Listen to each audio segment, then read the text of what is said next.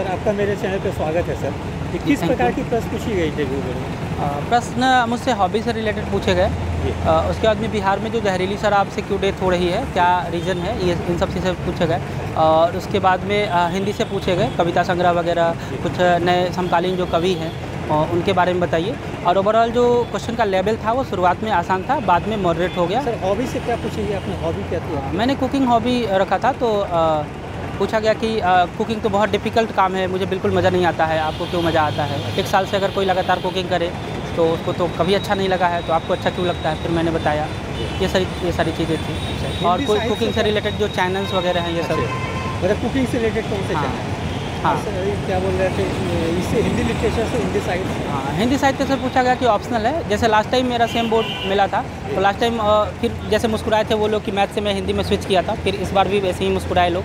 और फिर हिंदी से समकालीन कवि और राष्ट्रभाषा, राजभाषा, भाषा के आधार पर राज्यों का गठन हुआ है। फिर बिहार को से संबंधित कि बिहार का जो बंटवारा हुआ है, तो आपको नहीं लगता कि नो डाउट प्रशासनिक कारण थे, लेकिन हिंदी भी एक बड़ा फैक्टर था। इस तरीके से मतलब फैक्चुअल और कंसेप्ट दोनों मिला करके अच्छे खासे क्वेश्चन पूछे जाए। करंट अफेयर से ही सवाल है? करंट अफेयर से तो ओवरऑल नहीं, लेकिन ये पूछा गया कि आज का पेपर पढ़े हैं। मैं पेपर अच्छे से पढ़ा था, लेकिन मैं बोला कि सर सरसरी निगाह से पढ़ा हूँ मैं।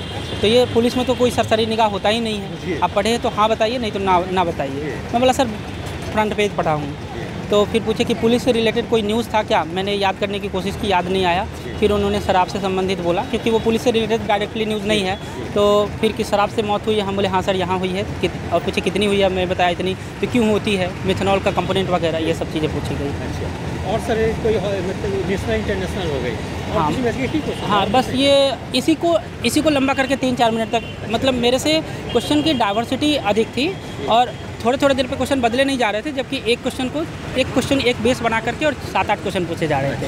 अच्छा, आपकी मीडियम कौन सी थी रिटन एग्जाम में? रिटन एग्जाम में और इंटरव्यू में सब जगह मेरा हिंदी मीडियम है। हिंदी मीडियम? मैं कोर हिंदी मीडियम का हूँ। मीडियम का कोई प्रभाव पड़ती है सर? आपको क्या लगा तैयारी के दौरान कि मीडियम का कोई प्रभाव पड़ते हैं? इंग्लिश मीडियम में ज़्यादा मार्क्स आते हैं, हिंदी में कम आते हैं? मार्क्स जी सब तरह से एक बहुत बड़ा आपने क्वेश्चन पूछा है और काफ़ी वाजिब क्वेश्चन है ये।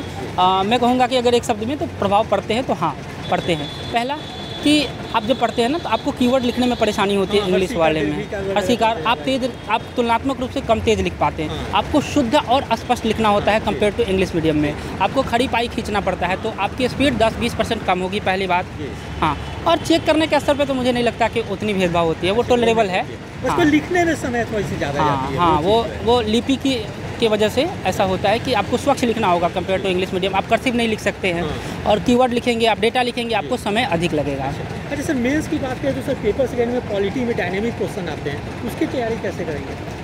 पेपर 2 में डायनेमिक क्वेश्चन आते हैं। उसमें सबसे पहला सेक्शन पॉलिटी एंड गवर्नेंस का होता है। खास करके जो बिहार का पॉलिटिकल सिस्टम है, फेडरलिज्म है, पंचायती राज है, ये फंडामेंटल राइट है, ये सबसे क्वेश्चन आते हैं। तो जिस तरीके से आपने टेक्स्ट बुक पढ़ा, जैसे 11th क्लास की NCERT पढ़ा, लक्ष्मीकांत या सुभाष कश्यप को पढ़े, और जो न्यूज़पेपर में आर्टिकल आ रहे हैं, घटनाएं आ रही हैं, जो भी डिबेट्स आ रहे हैं ना, उसको लिंक करने की कोशिश कीजिए।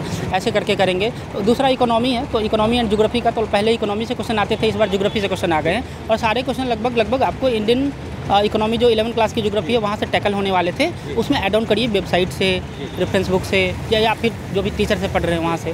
और तीसरा सेक्शन साइंस एंड टेक का है। तो साइंस टेक के जो भी इमर्जिंग टेक्नोलॉजीज़ है, जैसे रोबोट हो गया, 3D हो गया, आर्टिफिशियल इंटेलिजेंस, नैनो टेक्नोलॉजी, इन सब के एप्लीकेशन वाले पार्ट पे ग्राउंड लेवल पे क्या काम हो रहे हैं, उसको तैयार करिए। सर पेपर फर्स्ट में हिस्ट्री सेक्शन में देखते थे? पेपर फर्स्ट में हिस्ट्री से लगभग 30-35 क्वेश्चन, 30-35 टॉपिक को तैयार कर लेंगे तो हो जाएगा। आप 60-62 से लेके अभी तक के सारे थीम को तैयार करके और अपना नोट्स बना ले, 3-4 कोचिंग के मटेरियल या टेक्स्ट बुक से। अच्छा, नेशनल इंटरनेशनल करंट अफेयर्स के? हाँ, उसके लिए तो मैं विजन आईएएस का मेंस 365 और मंथली मैगजीन पढ़ता हूँ, तो मैंने वहाँ से कर लिया। और डिबेट सुनता हूँ, ऑल इंडिया रेडियो के जो डिबेट्स होते हैं, या कुछ यूट्यूब से हेल्प लेके। DI के लिए सर? DI के लिए तो आप प्रीवियस ईयर ही बनाएं, मुझे लगता है उतना बेहतर होगा। और आपको एवरेज, परसेंटेज, रेशियो, इन सब पे थोड़ा काम कर लेंगे। निबंध के लिए सर कैसे कर लेंगे सर? निबंध थोड़ा सा नया पेपर आ गया। निबंध के लिए आप पिछले UPSC के जो भी 12-13 साल के, जो भी 11-12 साल के जो भी निबंध के पेपर हैं, उस पर आप सिनॉप्सिस बनाने की कोशिश करें। एक निबंध को शाब्दिक स्तर पे, अभिधात्मक, व्यंग्यार्थ जो भी है, आपको अलग अलग शब्द को उसको तोड़ करके और फिर अलग अलग कंटेक्स्ट में उसको जोड़ने की कोशिश करें। निबंध में भाषा बहुत ही सुंदर होनी चाहिए, स्पष्ट होनी चाहिए। लिखावट में कोशिश करें गलती ना हो, पैराग्राफ सुंदर दिखने चाहिए और कुछ कोट करें, डेटा कोट करें, बुक के नाम है तो बुक कोट करें, कुछ ग्रेट पर्सनालिटीज़ हैं उनको कोट करें। ऐसे करके मतलब अपनी बेस्ट पर्सनालिटी को निबंध में झलकाइए। सर मेंस में भी अब नंबर ऑफ क्वेश्चन काफ़ी ज़्यादा बढ़ गए, छूटने की संभावना रहती है क्वेश्चन, तो उसको कैसे करें कि क्वेश्चन छूटे ना और एक इफेक्टिव ढंग से लिखें? तो अगर क्वेश्चन छूटने की संभावना है तो सबसे पहले उन क्वेश्चन को फाइंड आउट कर लें जो आपको अच्छे से आते हैं, उनको बेहतर तरीके से लिख लें। और जो क्वेश्चन आपको सबसे डिफिकल्ट लगे ना उनको लास्ट के लिए रखें। उनके पास ऐसे भी आपके पास कंटेंट कम होगा और वो क्वेश्चन भी डिफिकल्ट है, आपके पास टाइम भी कम होगा, तो वैसे में एक बेहतर स्ट्रेटजी होती है ताकि आप पूरा अटेम्प्ट कर पाएंगे। और किसी की कितनी भी अच्छी स्पीड हो, मुझे लगता है कि लास्ट के आधे घंटे में किसी तरीके से लिखा जाता है, वो बेहतर उतना हो नहीं पाता है। अच्छा सर, जैसे बीपीएससी की प्रोसेस जो है मतलब एक बैच क्लियर होने में 1 से 1.5 साल लग जाती है, तो कोई भी फेज में आप अगर फेल कर जाते हैं तो 1-1.5 साल बैक चले जाते हैं, तो आप कैसे खुद को मोटिवेट करते थे अपने आप को तैयारी के दौरान? जैसे अभी तो हम लोग को ज़्यादा दिन बैठना नहीं होता है, क्योंकि जैसे अभी यूपीएससी का मैंने मेंस दिया, फिर मैं इंटरव्यू दे रहा हूँ, फिर 10 दिन बाद मेरा एफएओ का इंटरव्यू है, फिर प्रीलिम्स आ जाएगा 78 का। लेकिन जो लोग प्री लेवल पे स्टेज हो जाते हैं, मेरे भी वो एक समय में ये सेम फेज था, तो वैसे समय में आप अपनी कमी को पहचानिए और बेहतर करने की कोशिश कीजिए। कुछ अपने हॉबी है उसको जिए, घर परिवार से बात करिए, दोस्तों से बातें करिए, लेकिन एक काम करिए कि जो प्रिपरेशन कर रहे हैं ना उसको धारदार बनाए, कॉम्प्रिहेंसिव बनाए। तो अगर आपके पास एक साल टाइम मिला है तो आप कोशिश कीजिए कि ये साल अंतिम हो। तो प्री मेंस इंटरव्यू सबकी अच्छी तैयारी होनी चाहिए। बीपीएससी के अलावा कौन सा एग्जाम दिया है? बीपीएससी के अलावा मैंने यूपीएससी देता हूँ मैं। ये मेनली 2 एग्जाम देता हूँ मैं। Thank you sir, best of luck. Thank you. Sir अगर टेस्ट सीरीज का कितना रोल रहा अगर बात करें?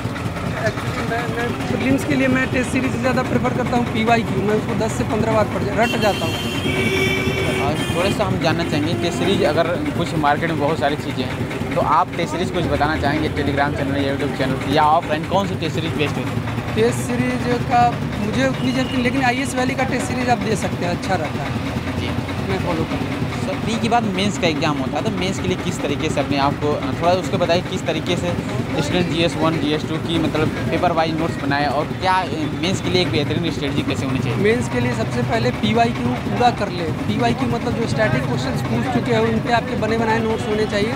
इसके अलावा आजकल डायनामिक क्वेश्चंस आ रहे हैं, इकोनॉमिक्स में बिहार स्पेशल से भी क्वेश्चन आ रहे हैं, तो वो भी आपको तैयार करने चाहिए। मतलब means static plus dynamic and again मैं बोलूँगा PYQ एंड PYQ। जी, जैसे सर मॉडर्न हिस्ट्री और जैसे जो करंट प्लस IR, इसकी मतलब रिसोर्सेज कहाँ से पढ़ते? कई बार मेंस के लिए जो स्टूडेंट कमेंट्स करते हैं मॉडर्न हिस्ट्री के लिए आजकल क्वेश्चन का रेंज इन्होंने बढ़ाया है, जैसे government of India 1935, government of India 1990, इस तरह के क्वेश्चन ये लोग पूछ रहे हैं। मैंने एक्चुअली स्पेक्ट्रम पढ़ा था, तो मेरा काम वहीं से हो जाता है। मैं तो बोलूँगा इंपॉर्टेंट टॉपिक्स का आपको नोट्स बना लेने चाहिए, जैसे CDM का नोट्स बना लीजिए, इंपॉर्टेंट एक्ट्स के नोट्स बना लीजिए, एजुकेशन पे बना लीजिए, प्रेस पे बना लीजिए, नोट्स बनाइए और सोर्स वही रहेगा, स्पेक्ट्रम रहेगा।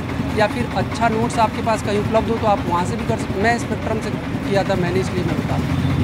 सर थोड़ा सा जानना चाहेंगे कि मतलब एसे का भी एक पेपर होता है, एसे के लिए 300 मार्क्स रहता है, कहीं ना कहीं मेंस में ज़्यादा रोल निभाता है, 900 में से 300 मार्क्स एसे का होता है, तो एसे की तैयारी कैसे की जाए? एसे के लिए सबसे बेस्ट तरीका ये है कि UPSC के टॉपर्स के सारे क्वेश्चंस आप पढ़ जाइए। मैं तो ये करता हूँ कि जैसे उनके लिखे हुए एसे है तो पहले मैं उस सब्जेक्ट पे खुद ही लिख लेता हूँ। लिखने का मतलब है पूरा लिखता नहीं हूँ, फ्रेमवर्क बना लेता हूँ एक पेज में, फिर उनके एसे पढ़ता हूँ कि वो कैसे लिख रहे हैं, कोट्स भी वहीं से उठा लेता हूँ। और इसके अलावा मैं एक सोर्स मैंने फॉलो किया था, शून्य IAS का मेरे पास नोट्स था, लेकिन वो बहुत मोटा नोट्स है, उसको अपने हिसाब से 30-40 पेज में आपको बनाना पड़ेगा तभी फ़ायदा होगा। अभी सर जो कंटेंट जैसे आपने बताया कि जैसे मेंस और राइटिंग करते हैं, जो थॉट्स होते हैं, जो डाटा होता है, उसको कहाँ से हम मतलब टेक डाउन कर सकते हैं? कहाँ से आप कलेक्ट किए? थोड़ा मैंने बिहार इकोनॉमिक सर्वे का हेल्प लिया था। अगेन अभिमन्यु सर का नोट्स था मेरे पास, जिससे मैंने इजीली बिहार इकोनॉमिक सर्वे का सारे पॉइंट्स कलेक्ट कर लिए थे। बाकी डेटा मैंने रिपोर्ट्स के थ्रू उठाए थे, जो SDG रिपोर्ट्स आते हैं, नीति आयोग के रिपोर्ट्स आते हैं। एक छोटा सा डेटा का आपके पास 20 पेज का 10-15 पेज का नोट्स होना चाहिए रेडीमेड। मैंने एक लास्ट क्वेश्चन रहेगा कि प्रीलिम्स में जो ऑप्शन एलिमिनेट करने की प्रक्रिया वेरी इंपॉर्टेंट होती है, तो उसको कैसे स्ट्रॉन्ग बनाया जाए? सर उसको स्ट्रॉन्ग बनाने के लिए UPSC का PYQ लगाइए, और मैं तो बोलूँगा बार लगाइए। सब ईयर वाइज लगा लीजिए, 2024 से लेके 2023, 22, 21, 20, 19, 17, 18 यहाँ तक लगाइए। PYQ लगाइए, बार बोल रहा हूँ। Test series is less important, PYQ is more important. Sir थोड़ा सा उधर देखिए। ये देखिए